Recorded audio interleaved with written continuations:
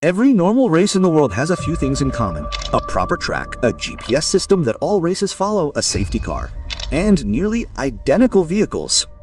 But this race is devoid of such thing. There's no track, no navigation system, and if someone is driving a car, someone is on a bike, and someone is driving an entire truck. At the start of the race, approximately 300-400 participants participate, but barely half reach the finish line.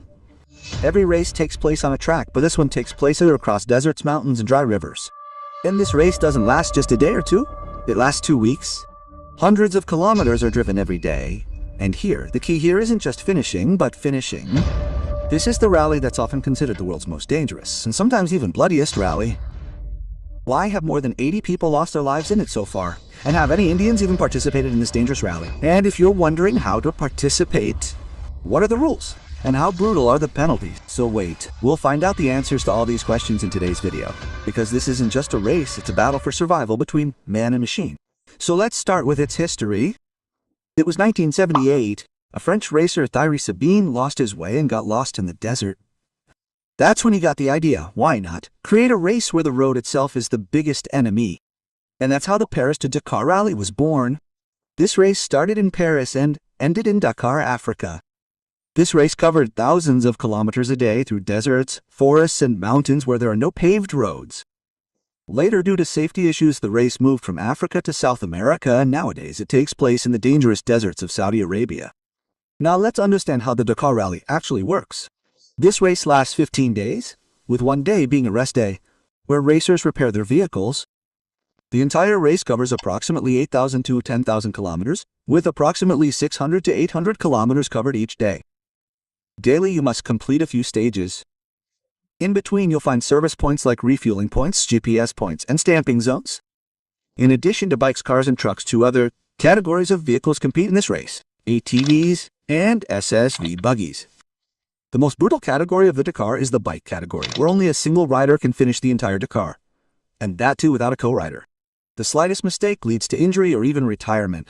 The most dominant brand in the bike category is KTM, which debuted in 1994 and has 19 factory titles to date, winning 18 consecutive times from 2001 to 2019.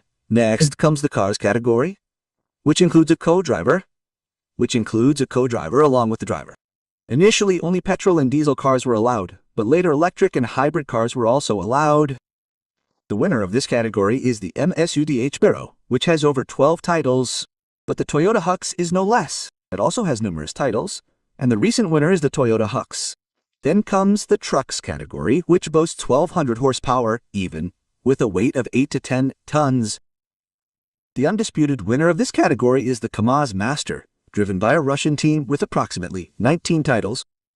Yamaha leads the field in ATVs, and Can, a Canadian brand, leads in buggies. There are rules for all these categories. For example, bikes are not allowed to have engines more powerful than 450cc, and the engine can only be tuned to certain limits. In the car category, electric and hybrid cars are growing rapidly. But even these have some very specific rules, such as fixed charging zones and extra safety monitoring. Navigation, the real challenge. Now comes the most dangerous part of the Dakar, navigation. Here, not just Google Maps, but normal GPS doesn't work. Racers only get one thing, the roadmap. The roadmap doesn't have words, it has symbols, distances, and direction hints. Each racer has to calculate for themselves where to turn and how much to travel. GPS is only available to organizers for tracking, not for showing directions. One wrong turn, and you could be lost in 20-30 kilometers of desert. This is why the Dakar isn't just a race of speed, it's a race of the mind. Why is it deadly? The Dakar Rally isn't called the world's deadliest rally for nothing, because here the enemy isn't humans, the enemy is weather, fatigue, and time. The Dakar stages take place in areas where temperatures soar above 45 degrees Celsius. There's only sand, rocks, and sunshine, no shade, no help. Now imagine wearing a helmet and a full riding suit driving for 10 to 12 hours straight. Every jump shakes your body, every landing jolts your spine. But the race doesn't stop, only the person does. And when the day ends, there's no rest. Vehicles are repaired at night, the roadbook is reread, and you get only 3 to 4 hours of sleep. Starting the next day with so little sleep is extremely dangerous, because fatigue not only weakens the body, but also depletes the mind. Dehydration is a silent killer in the Dakar. Sweat is invisible in the desert, but the body dries up from within.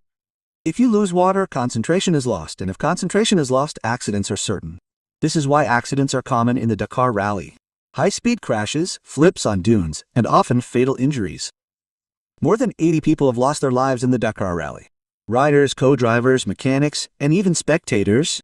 Because of this danger, helicopters are constantly flying over every stage of the Dakar Rally.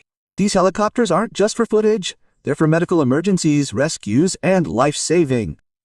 A delay of even a few seconds could be life-threatening.